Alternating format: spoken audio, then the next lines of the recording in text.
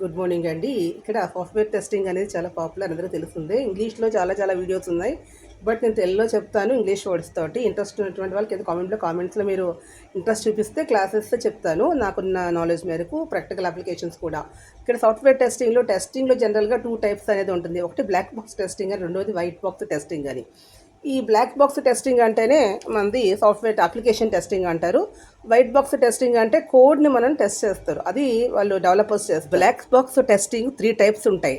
Product testing అని, functional testing అని, integration testing అని, సిస్టమ్ టెస్టింగ్ అని, అంటే ఎండ్ టు ఎండ్ టెస్టింగ్ అని కూడా అంటారు. ఇక్కడ ఫస్ట్ మనం ఒక అప్లికేషన్ ఉంది. అప్లికేషన్లో ఫస్ట్ లాగిన్ ఐడి, పాస్వర్డ్. ఒక రైల్వే మనకి ఆన్లైన్ టికెట్ల అప్లికేషన్లో లాగిన్ ఐడి, పాస్వర్డ్ అని వెరీ ఇంపార్టెంట్. దానికి లాగిన్ ఐడి, పాస్వర్డ్ మనం ఇచ్చిన తర్వాత లాగిన్ అవుతాం.